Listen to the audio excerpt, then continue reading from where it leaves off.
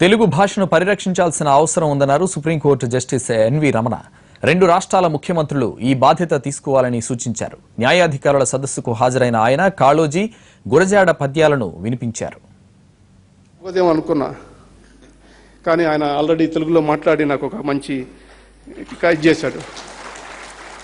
తెలుగు బిడ్డవై ఉండి తెలుగు రాదని చెట్టుతందుకు సిగ్గులేక అన్య భాషలు నేర్చి ఆంధ్రంబు రాదని సకిలించుడా ఆంధ్రంబు రాదని సకిలించు ఆంధ్రుడా చావెందుకురా అని చెప్పేసి కాళోజీ గారు ఎప్పుడు అన్నారు.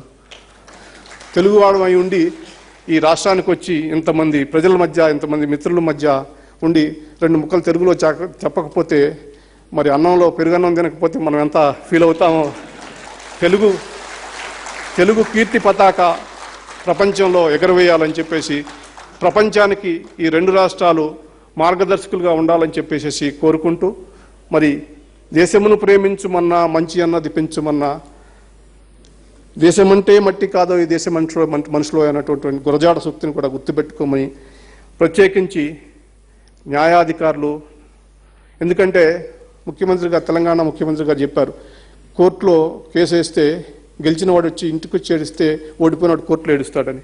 ఇంకొక సామెత కూడా ఉంది తెలంగాణ ప్రాంతంలో, అదేంటంటే గాడిదెక్కినవాడు కోర్టుకి వెళ్ళినవాడు సమానం అని చెప్పేసి ఆ పరిస్థితి తీసుకురాకుండా మరి